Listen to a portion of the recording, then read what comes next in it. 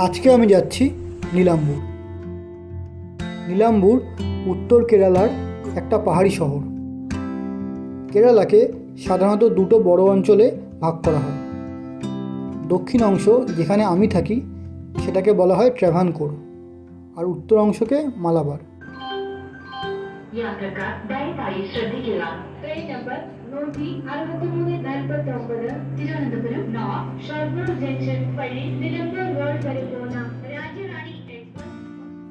আমি দক্ষিণ কেরালা বেশ ভালোই ঘুরেছি, কিন্তু উত্তর কেরালায় এখনও অতটা যাওয়া হয়নি।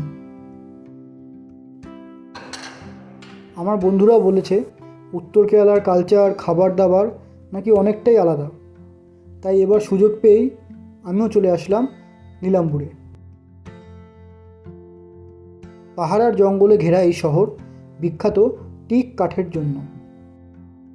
সাল 1840 নাগাদ এখানে তৈরি হয় বিশ্বের প্রথম টিক প্লান্টেশন, আর সেটাকেই কেন্দ্র করে এখানে গড়ে ওঠে বিশ্বের প্রথম টিক মিউজিয়াম।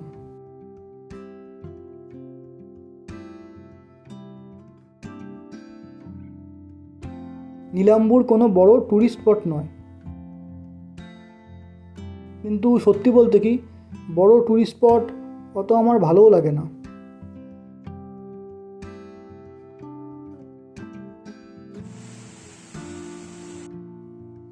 আমার বরং একটু স্বল্প জনপ্রিয় শান্ত জায়গায় বেশ ভালো লাগে।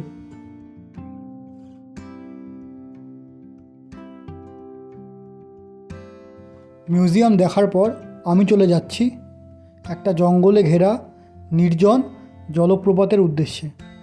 তো দেখা হচ্ছে সেই ব্লগে।